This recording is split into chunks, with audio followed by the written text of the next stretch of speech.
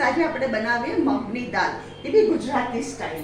સૌથી પહેલાં હું શું કરું છું, 1 ટેબલસ્પૂન આપણે ઘી ગરમ કરવા મૂકું છું. 1 ટેબલસ્પૂન જેટલું મેં ઘી લીધું છે. આમાં આ આપણે ગરમ કર્યું. 1 ટેબલસ્પૂન ભરીને નહીં લેતા. બીજું મેં શું કર્યું છે, નાની વાડકી મગની દાળ યલો કલરની, એને મેં મીઠું નાખીને 5 વિસલ સુધી કૂક કરી. હું તમને કહેતી જાઉં છું, આને હું ઝેરી કાઢું છું અને જોઈતું પ્રમાણે આપણે પાણી નાખીએ. આમાં આપણે અલગ અલગ ગુજરાતી ઘરોમાં દાળ બનાવીએ, તુવેરની દાળ, મગની દાળ, અડદની દાળ. આજે હું બનાવું છું ગુજરાતી સ્ટાઇલ મગની દાળ.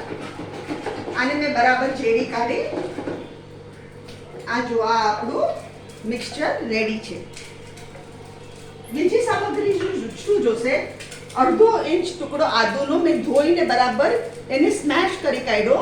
7 લીમડાના પાન, આટલો ગોળ, 1 ટીસ્પૂન કોથમરી, 4 લીલા મરચાં આવી રીતે પીસીસ કરેલા, હળદર, ધાણા જીરું, લાલ મરચું અને મીઠું તો મેં નાખીને ચડાવ્યું છે.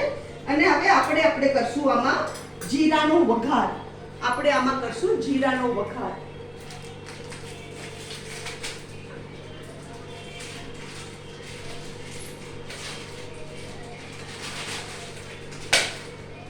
આ જીરું નાખ્યું મેં.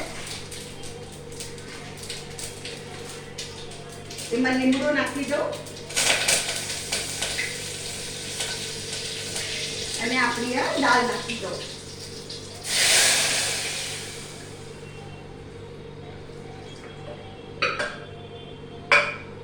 અહીંયા હું ગેસ ફાસ્ટ કરું છું. હવે ગોળ અને આદુ.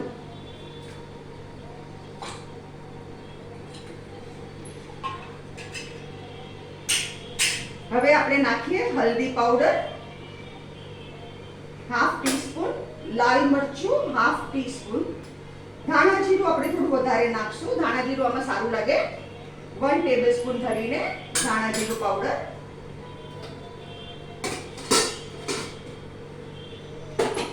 લીલા મરચા ના પીસીસ અને કોથમરી. આની છે ને તુવેરની દાળની જેમ બહુ ખદખદાવાની ન હોય. એક બોઇલ આવે ને એટલે 5 મિનિટ રહેવા દેવાનું, અને બહુ નહીં ખદખદાવાની. આ દાળ એકદમ વેરાયટી લાગે.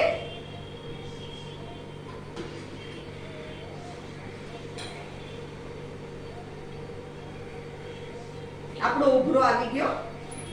અહીંયા હું ગેસ ધીરો કરું છું.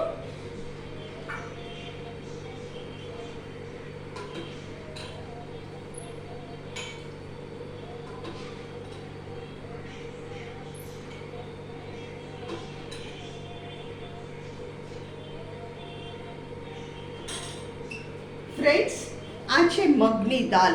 અગર તમને મારી રેસિપી પસંદ આવે તો કમેન્ટમાં જરૂરથી લખો. મારી વિડીયોને લાઈક કરો, શેર કરો અને મારી ચેનલને જરૂરથી સબસ્ક્રાઈબ કરો.